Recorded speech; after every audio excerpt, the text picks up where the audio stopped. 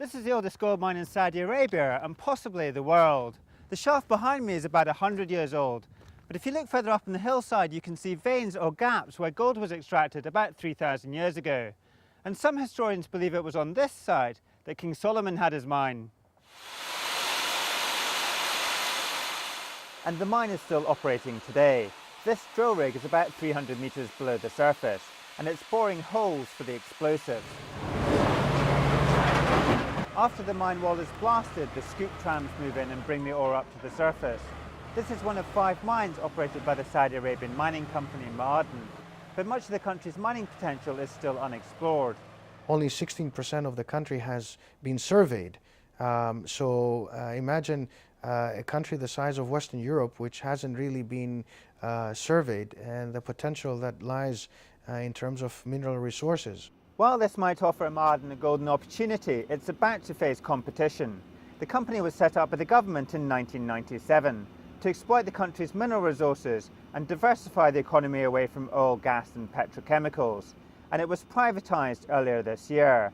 Now the government is offering mining concessions to other operators, but it could be a tough market for them to crack.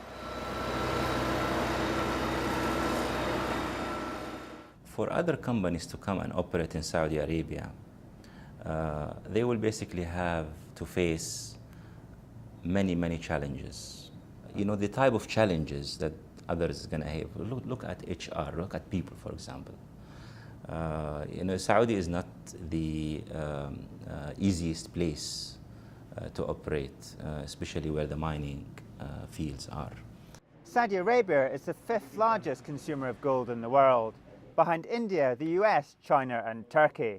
And buying gold is embedded in the culture here. Where in the marriage time, the bride have to give her wife donation and gift, which is represent a gold, okay, sets and bangles and rings for her and her for mother and her family. And once you have this marriage, you have also the father, the uncles, the families, they are giving a donation and gift, and it is mainly it's becoming a gold, an ornament, which it has a beauty and it has a value.